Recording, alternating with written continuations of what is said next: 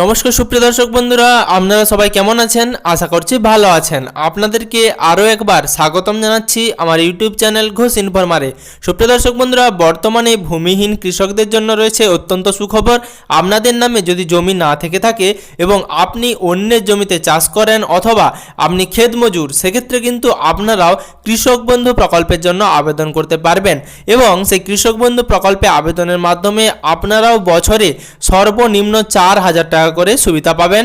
এবার এই প্রকল্পের জন্য কিভাবে আপনারা আবেদন করবেন, কোথায় ফর্ম পাওয়া যাবে, এবার আবেদন করলে কবে থেকে টাকা পাবেন, সব কিছু বিস্তারিত তথ্য এই ভিডিওর মাধ্যমে আপনাদেরকে জানাবো। অবশ্যই ভিডিওটি শেষ পর্যন্ত দেখবেন এবং চ্যানেলে নতুন হয়ে থাকলে আপনাদেরকে অনুরোধ করব চ্যানেলের সাথে যুক্ত থাকার জন্য চ্যানেলটিকে সাবস্ক্রাইব করে পাশে থাকা নোটিফিকেশনের অল বাটনটি প্রেস করে রাখবেন। তাহলে ভিডিও শুরুতেই আপনাদেরকে জানাবো আপনারাও কিন্তু কৃষক বন্ধু প্রকল্পে আবেদন করতে পারবেন যদি আপনাদের নামে কোনো জমি নাও থেকে থাকে।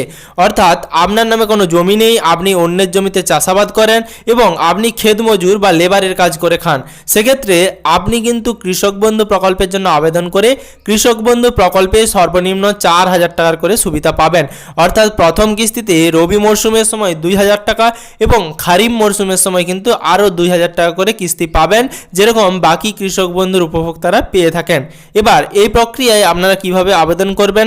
আপনারা জানেন কিছুদিন আগে মুখ্যমন্ত্রী মমতা ব্যানার্জি অন্তর্বর্তীকালীন বাজেট পেশ করেছিলেন এবং সেই বাজেটে তিনি ঘোষণা করেন যে যুবসাথী প্রকল্পের মাধ্যমে পশ্চিমবঙ্গের প্রতিটি যুবককে যাদের বয়স 21 থেকে 40 এবং সর্বনিম্ন যোগ্যতা তাদের মাধ্যমিক পাস, তাদেরকে কিন্তু 1,500 টাকা করে প্রত্যেক মাসে দেওয়া হবে যদি তারা কোনো কর্মসংস্থানের সাথে যুক্ত না থাকে।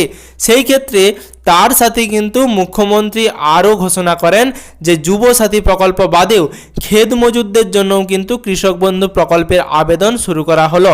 অর্থাৎ ভূমিহীন কৃষক যারা অন্যের জমিতে চাষ করেন তাদেরকেও কিন্তু কৃষক বন্ধু প্রকল্পে আবেদন করার জন্য বলা হলো। এবার আপনারা বর্তমানে কিভাবে আবেদন করবেন?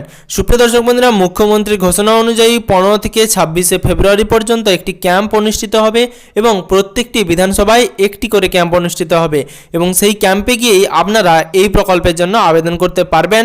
সেখান থেকে কৃষক বন্ধু প্রকল্পের যারা ক্ষেত মজুর রয়েছেন তাদের জন্য আলাদা করে ফর্ম তৈরি করা হয়েছে।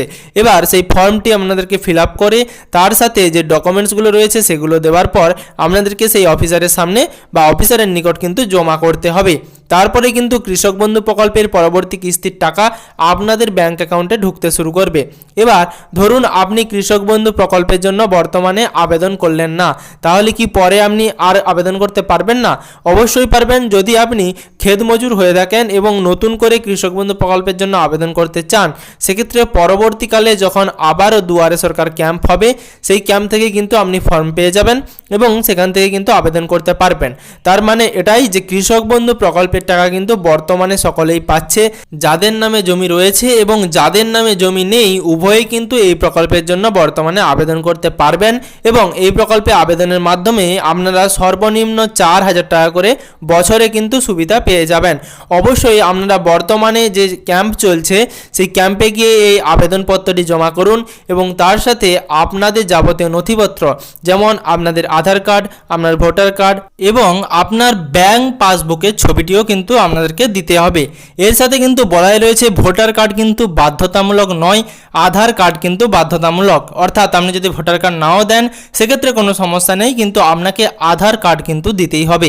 এবার এইভাবে আপনাদেরকে আবেদনপত্রটি জমা করতে হবে। আপনাকে সরাসরি ফর্মটি কিন্তু ওই ক্যাম্প থেকে নিতে হবে। সেই ক্যাম্প থেকে নেওয়ার পর সেখানে আপনাদেরকে একটা রেজিস্ট্রেশন নাম্বার দেওয়া হবে, অর্থাৎ যেটাকে বলা হয় কৃষক বন্ধু আইডি। অর্থাৎ অ্যাপ্লিক্যান্টের যে আবেদনপত্র করা হলো তারপরে কিন্তু একটি অ্যাকনলেজমেন্ট স্লিপ দেওয়া হবে এবং আপনাকে একটি আইডি দেওয়া হবে কৃষক বন্ধুর, যেটি দিয়ে কিন্তু পরবর্তী ক্ষেত্রে আপনি বাংলা শস্য বীমা যোজনায় আবেদন করতে পারবেন এবং তার সাথে আপনাদেরকে একটি স্বঘোষণাপত্র দিতে হবে যে আপনি সত্যিই ক্ষেত মজুর কিনা, সেই সম্বন্ধে কিন্তু আপনাকে একটি স্বঘোষণাপত্র সেখানে দিয়ে আসতে হবে। তারপরেই কিন্তু আপনাদের ফর্ম জমা নেওয়া হবে এবং এই পদ্ধতির মাধ্যমে আপনারা যদি ক্ষেতমজুর বা ভূমিহীন হয়ে থাকেন এবং কৃষক বন্ধু প্রকল্পের টাকা পেতে চান, এইভাবে কিন্তু আপনাদেরকে আবেদন করতে হবে। বর্তমানে আমাদের পশ্চিমবঙ্গের প্রতিটি জেলাতেই অর্থাৎ প্রতিটি জেলারই বিধানসভা ক্যাম্পে সেখানে কিন্তু ক্যাম্প শুরু হয়ে গেছে এবং সেখানে গিয়ে আপনারা আবেদনপত্রটি জমা করে দিন। তাহলে কিন্তু সামনের কৃষক বন্ধু প্রকল্পে যখন কিস্তি দেওয়া হবে তখন কিন্তু আপনারা একটা করে কিস্তি পেয়ে যাবেন। আশা করছি এই ভিডিওর মাধ্যমে আপনাদেরকে সম্পূর্ণ রকম তথ্য দিতে পেরেছি। যদি আপনি চ্যানেলে নতুন হয়ে থাকেন তাহলে অবশ্যই চ্যানেলটিকে সাবস্ক্রাইব করে নোটিফিকেশনের বেল আইকনের অল বাটনটি প্রেস করে রাখবেন। তার সাথে কোন জেলা থেকে ভিডিওটি দেখছেন কমেন্ট করে জানাতে ভুলবেন না।